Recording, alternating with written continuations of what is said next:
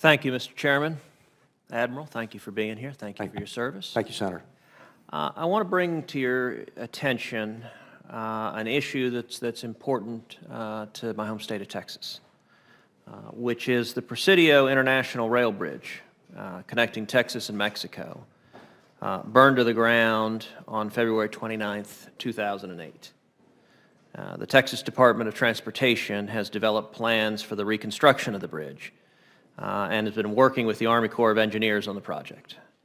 However, my understanding is that the process has been delayed because the Coast Guard has asserted that the bridge is over a navigable body of water. And it's worth noting that the bridge is 712 miles from the Gulf of Mexico. And as you can see from the poster, the land is dry and would be unnavigable to any vessels. And I would like to ask if you would commit to working with my office to expediting the reconstruction of this bridge, which has significant impact on the state of Texas. Senator, you have my word, and from that picture, I do not see a navigable waterway. And perhaps that term is used a little bit too liberally, and especially if it inhibits the reconstruction of this critical node.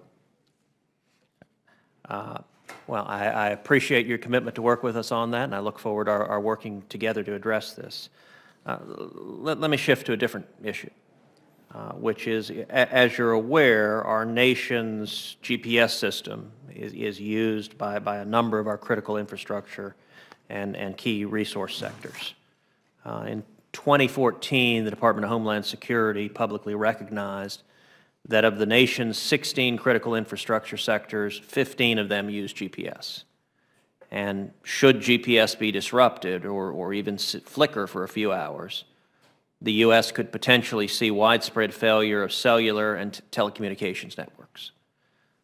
Disruption or failure of the power grid, breakdown of our financial system, or even potential failures in our air traffic control system, and first responder network failures.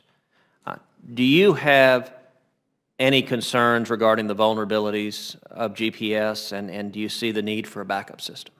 Senator, we had this concern back in 2008, 2009, when authorization language shut down our LORAN stations, a low-frequency wave, if you will, which is very difficult to hack, by the way.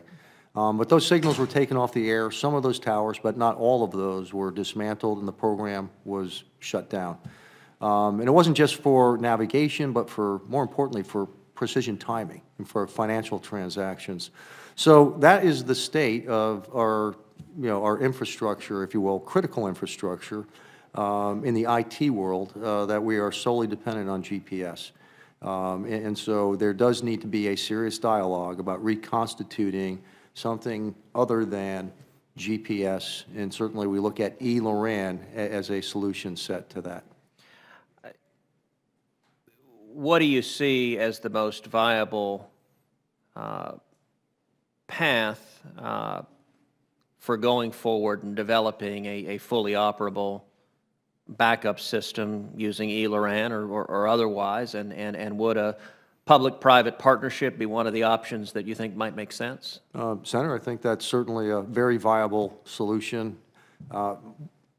This was really a cross-cutting. It cuts across transportation, it cuts across commerce, and so there are other key stakeholders in this as well.